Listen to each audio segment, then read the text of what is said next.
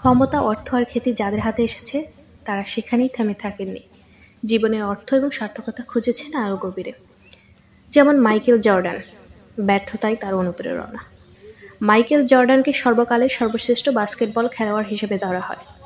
তার কাছ থেকে জানা যায় ব্যর্থতাকে অনুপ্রেরণার উৎস হিসেবে ধরাই এত দূরে আসতে পেরেছেন তিনি। জর্ডানের ভাষায়, ব্যর্থতার মুখোমুখি হওয়ার পর সেটা আমাকে আরও কঠোর পরিশ্রম করতে বাধ্য করে। জর্ডান যখন হাই স্কুলের ছাত্র, তখন ছাত্রদের নিয়ে করা এক বাস্কেটবল টিমে তার জায়গা হয়নি। বিষয়টি যখন তার চোখে পড়ে, সেটাকে ভালোভাবে নেয়নি তিনি। বাড়ি ফিরে দরজা লাগিয়ে কাঁদতে থাকেন। হতাশায় অশ্রুসিক্ত হয়ে কখন যে ঘুমিয়ে পড়লেন তার মনে নেই। জর্ডান চাইলে তখনই নিরাশ হয়ে হাল ছেড়ে দিতে পারতেন, কিন্তু তার বদলে তিনি কোমর বেঁধে কাজে লেগে পড়লেন। ঘন্টার পর ঘন্টা বাস্কেটবল টিম কাটাতে লাগলেন।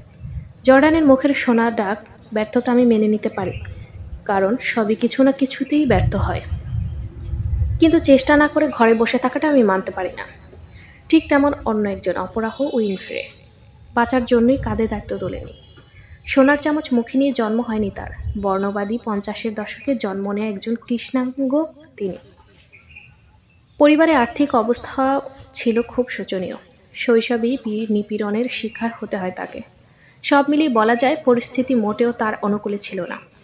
8-10 জন মানুষ এই প্রতিকূলতাকে অজুহাত হিসেবে দেখিয়ে বসে থাকতে পারতেন, কিন্তু তিনি সে পথ মানাননি। অপরাহ বিখ্যাত টিভি অনুষ্ঠানে লেডি কিং শোতে অতিথি হয়ে এসে একবার অপরাহ তার সাফল্যের গোপন রহস্য হিসেবে বলেন, এই গোপন কথাটা আসলে আমি গত 21 বছর ধরে আমার নিজের টিভি শোতে বলে আসার চেষ্টা করছি। গোপন বার্তাটা হলো, তোমার জীবন নিয়ে তুমি কি করবে সেটার পুরো দায়ভার তোমার। তোমার চারপাশের পরিস্থিতিকে তুমি যেভাবে নিচ্ছ সেটাই ঠিক করবে। তুমি সামনে এগিয়ে যাবে না পিছনে পড়বে। ঠিক তেমনই স্টিভ জবস, মৃত্যু থেকে অনুপ্রেরণা।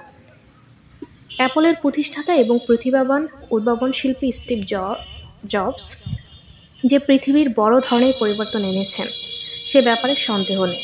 এমন প্রভাবশালী একজন মানুষ হয়ে ওঠার পেছনে তাকে যে বিষয়টি তাড়া করেছে তা হলো মৃত্যুর মতো নিষ্ঠুর সত্য। আমেরিকার স্ট্যানফোর্ড বিশ্ববিদ্যালয়ে দেয়া এক ভাষণে জবস বলেন, আমি যে খুব দ্রুত মারা যাব এমন একটি বোধ আমাকে তাড়া করত।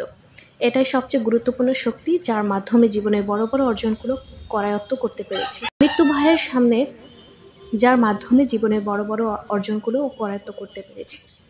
মৃত্যু ভয়ের সামনে বাকি সব কিছু, যেমন কাছের মানুষদের প্রত্যাশা, অপমান এবং ব্যর্থতার ভয়, সব তুচ্ছ হয়ে পড়ে।